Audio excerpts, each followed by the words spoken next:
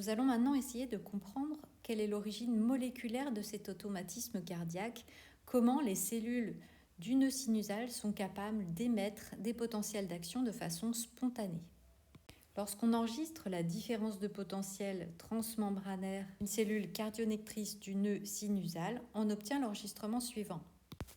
On observe que le potentiel de repos des cellules n'est pas constant, il est instable. La cellule se dépolarise spontanément jusqu'à atteindre un seuil à partir duquel elle émet un potentiel d'action. Et ensuite, on recommence ce cycle de dépolarisation, puis d'émission d'un potentiel d'action. Cette dépolarisation spontanée du potentiel de membrane s'appelle le potentiel pacemaker. Lorsque le potentiel de membrane dépasse un certain seuil, autour de moins 40 mV, la cellule déclenche un potentiel d'action avec sa phase de dépolarisation, puis de repolarisation de la membrane et d'hyperpolarisation ici en bas. Ces modifications du potentiel de membrane des cellules sont dues à des mouvements d'ions à travers la membrane. La membrane des cellules cardionectrices du nœud sinusal contient 3 types de canaux. Des canaux sodium, des canaux calcium et des canaux potassium. Ces canaux sont tous voltage dépendants. Cependant, les canaux sodium sont ouverts lors d'une hyperpolarisation, tandis que les autres sont ouverts lors d'une dépolarisation de la membrane. Lorsqu'on enregistre les courants qui traversent la membrane plasmique de ces cellules grâce à une technique de patch clamp, on observe qu'il y a, lors de la phase de potentiel pacemaker, un courant entrant de sodium qu'on appelle le courant I-Funny. Funny signifie drôle puisque en fait c'est un courant qui est lié à l'ouverture des canaux sodium voltage dépendant, mais qui ne sont pas ouverts par une dépolarisation comme on a l'habitude de les connaître dans les neurones, mais ce sont des canaux qui sont ouverts par une hyperpolarisation de la membrane. On aura donc une entrée de sodium dans les cellules lors de cette phase de dépolarisation de la membrane. Ensuite, quand le potentiel de membrane atteint un certain seuil, autour de moins 40 mV, on va observer l'ouverture de canaux calciques. Alors, il y a 2 types de canaux calciques, lents et transitoires, et on va avoir donc une entrée de calcium. Cette entrée de calcium est responsable de la phase de dépolarisation du potentiel d'action. Et enfin, on va observer l'ouverture de canaux potassiques avec donc un courant sortant de potassium qui va être responsable de la phase de repolarisation du potentiel d'action. Je représente donc un courant sortant de potassium. Alors d'où vient l'automatisme ? Eh bien, en fait, à chaque fois qu'on aura un potentiel d'action, il sera suivi d'une phase d'hyperpolarisation de la membrane. Cette hyperpolarisation va ouvrir les canaux sodium qui sont ouverts par l'hyperpolarisation. On aura une entrée de sodium qui va permettre de dépolariser la membrane, d'obtenir ce potentiel pacemaker jusqu'à atteindre un seuil de dépolarisation à partir duquel on aura ouverture des canaux calcium voltage dépendant et donc dépolarisation de la membrane. Et puis on aura avec un retard ouverture des canaux potassium voltage dépendant qui vont permettre la repolarisation de la membrane et donc on aura la formation d'un potentiel d'action. Suite au potentiel d'action, on aura une nouvelle phase d'hyperpolarisation qui va à nouveau ouvrir les canaux sodium, dépolariser la membrane, etc. Et donc tout l'automatisme cardiaque repose sur ces canaux sodium voltage dépendant HCN ouverts par l'hyperpolarisation de la membrane. Dans l'organisme, le cœur fonctionne grâce à son automatisme, mais il subit en plus une régulation par le système nerveux végétatif qui comprend le système nerveux sympathique, activé lors d'un stress de l'organisme, un stress qui peut être une lutte face à un danger, mais qui peut être aussi une hypoglycémie ou une diminution de la pression artérielle. Le système nerveux parasympathique, lui, est plutôt associé au repos. Il va être activé en particulier lors de la digestion. Il sera aussi activé lors d'une augmentation de la pression artérielle. Le système nerveux parasympathique est composé de deux neurones, un neurone préganglionnaire et un neurone postganglionnaire. Le relais entre les deux se fait au niveau d'une synapse dans laquelle de l'acétylcholine est libérée. Elle se fixe sur un récepteur nicotinique et ça permet l'activation du neurone postganglionnaire. Ce relais est généralement situé dans un ganglion très proche de l'organe cible, voire dans la paroi de l'organe cible. Ici, pour nous, ce sera donc le cœur. Et le neurotransmetteur libéré par le système nerveux parasympathique sera l'acétylcholine. Le système nerveux sympathique est également constitué généralement de deux neurones, un neurone préganglionnaire et un neurone postganglionnaire.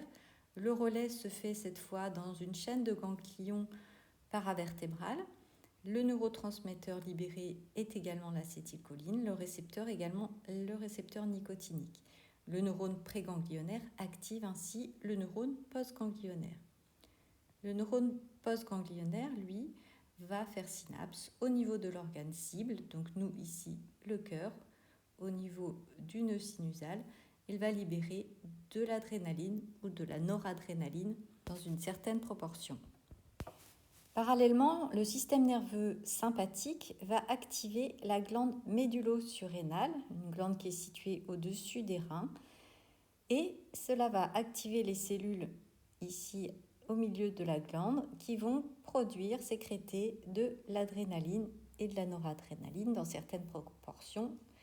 Et cette fois, ce ne seront pas des neurotransmetteurs, mais des hormones, puisqu'elles vont gagner la circulation sanguine pour aller agir pour nous sur le cœur et accélérer la fréquence cardiaque. La voie totalement nerveuse est beaucoup plus rapide que la voie qui est à la moitié nerveuse et à moitié hormonale.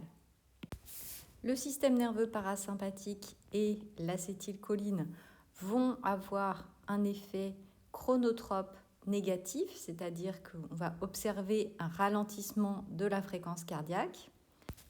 Le système nerveux sympathique et la libération d'adrénaline vont provoquer un effet chronotrope positif, c'est-à-dire une accélération de la fréquence cardiaque. Nous allons voir maintenant comment ça se passe au niveau moléculaire. La membrane des cellules cardionectrices du nœud sinusal contient donc des récepteurs de l'adrénaline.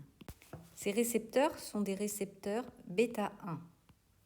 On peut d'ailleurs utiliser des médicaments qu'on appelle des bêta-bloquants pour réduire l'effet du stress sur le cœur. La liaison de l'adrénaline sur son récepteur bêta-1 va activer la protéine GS qui va ensuite activer à son tour l'adénylate cyclase. L'adénylate cyclase va transformer l'ATP en AMP cyclique. Et l'AMP cyclique va venir activer les canaux sodium, voltage dépendant, HCN, qui sont responsables du potentiel pacemaker.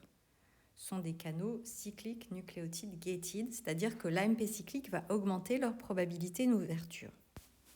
Ainsi, lorsque ces canaux seront ouverts par l'hyperpolarisation, le potentiel de membrane des cellules va se dépolariser plus rapidement, c'est-à-dire que la pente du potentiel pacemaker va augmenter plus rapidement, va être plus grande et atteindre plus rapidement le seuil d'émission des potentiels d'action.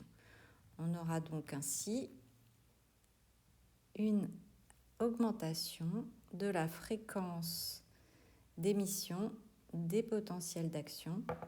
Donc par exemple sur le graphique ici, vous voyez bien qu'au lieu d'émettre pendant le même temps, au lieu d'émettre 2 potentiels d'action, ici au repos, eh bien on va avoir émission de 3 potentiels d'action parce que la pente du potentiel pacemaker a augmenté sous l'effet de l'adrénaline. Le système nerveux sympathique provoque donc une accélération de la fréquence cardiaque qu'on appelle un effet chronotrope positif. Le système nerveux parasympathique, lui, va avoir l'effet inverse. Il va libérer de l'acétylcholine qui va venir se fixer sur les cellules cardionectrices du nœud sinusal. L'acétylcholine se fixe sur des récepteurs qui sont des récepteurs muscariniques de type 2. Ces récepteurs vont activer la petite protéine GI qui va venir inhiber l'adénylate cyclase et empêcher la formation de l'AMP cyclique. Celui-ci ne pourra donc plus augmenter la probabilité d'ouverture des canaux sodium HCN et la pente du potentiel pacemaker va diminuer, ce qu'on peut représenter ici comme ceci.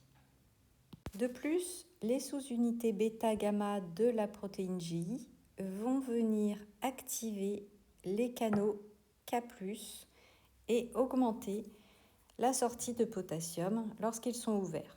On aura de ce fait un abaissement du potentiel de repos des cellules. Cet abaissement du potentiel de repos plus la diminution de la pente du potentiel pacemaker fait qu'on aura beaucoup plus de temps pour atteindre le seuil d'émission des potentiels d'action. Et on émettra donc des potentiels d'action avec une fréquence moins grande et le rythme cardiaque sera ralenti.